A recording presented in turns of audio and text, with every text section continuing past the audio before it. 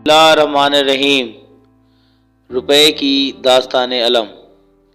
1540 میں جب شیر شاہ سوری نے مغل شہنشاہ ہمایوں سے ہندوستان کا تخت چھینا تو جہاں اس نے بہت سی دوسری اصلاحات کیں، وہاں اس نے کرنسی کے نہایت ناقص نظام کو درست کرنے کے لیے ایک ایسا شاندار معیاری کرنسی کا نظام نافذ کیا جو آج بھی جنوبی ایشیا کے 8 ممالک میں معمولی تبدیلیوں کے ساتھ نافذ العمل ہے۔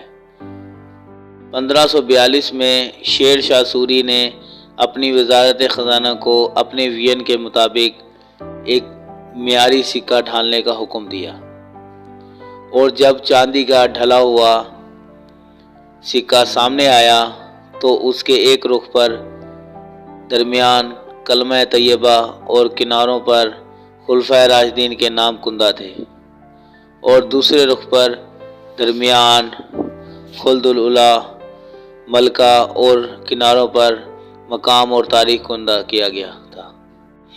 خوبصورت سکے کو دیکھتے ہی جب حب الاسلام سے سرشار شیر شاہ سوری نے فرت مسرت سے بے ساختہ کہا، ارے یہ تو روپیہ ہے، یعنی چاندی جیسا ہے، اور پھر اس نئے سکے کا نام روپیہ زبان زد عام ہو گیا۔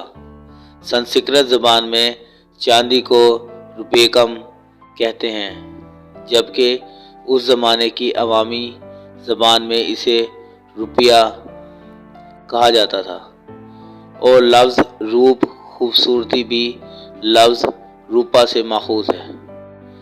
تم آ گئے تو چمکنے لگی ہیں دیواریں، ابھی ابھی تو یہاں پر بڑا اندھیرا تھا۔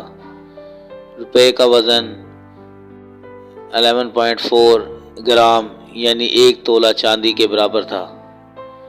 روپے کے علاوہ سونے کا بھی ایک سکہ ڈھالا گیا جس کا نام اشرفی تھا، اور بعد میں یہ مہر کہلانے لگا۔ ایک مہر کو 9 روپے کے برابر ہوتا تھا۔ کچھ عرصے بعد تانبے کا ایک سکہ ڈھالا گیا جس کا نام پہلے دام تھا اور بعد میں اسے پیسہ کہا جانے لگا، اور اس طرح سے اشرفی، روپیہ اور پیسہ کی باہمی نسبت سے کرنسی کا ایک شاندار نظام وضع ہو گیا۔ 1545 میں شیر شاہ سوری کی ناگہانی موت کے بعد مغلیہ سلطنت دوبارہ بحال ہو گئی۔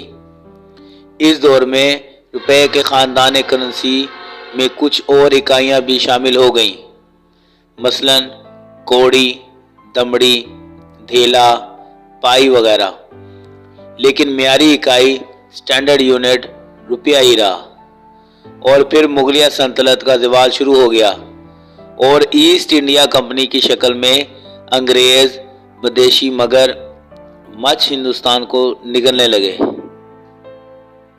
لیکن اس دور میں بھی کرنسی کا یہی نظام معمولی تبدیلی کے ساتھ جاری رہا۔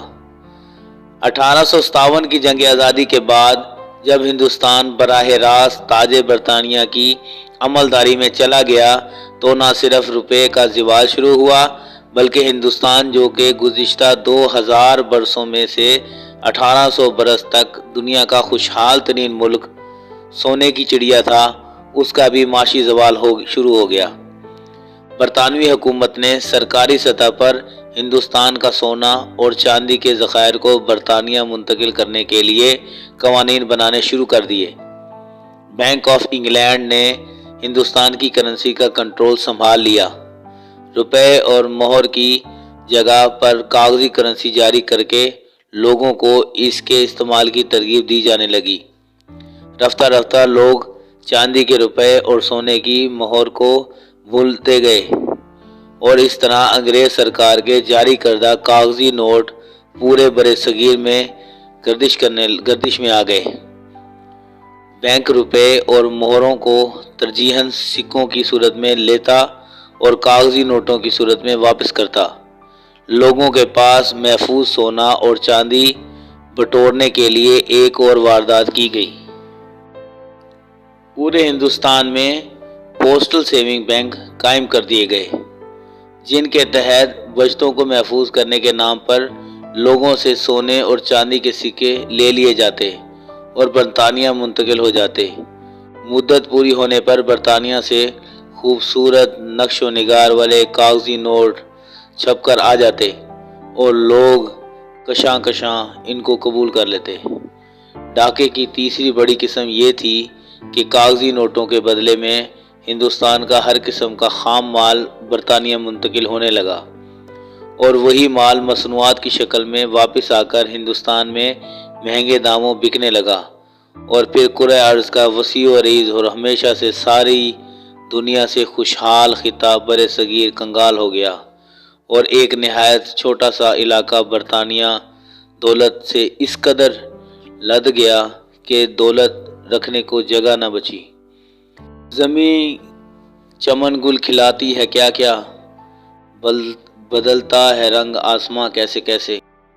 کہتے ہیں کہ جب انگریز بر صغیر آیا تو اس کے پاس کاغذی کرنسی تھی اور مقامی لوگوں کے پاس سونا اور چاندی تھی، اور جب واپس گیا تو اس کے پاس سونا اور چاندی تھی اور مقامی لوگوں کے پاس کاغذ کے نوٹ تھے۔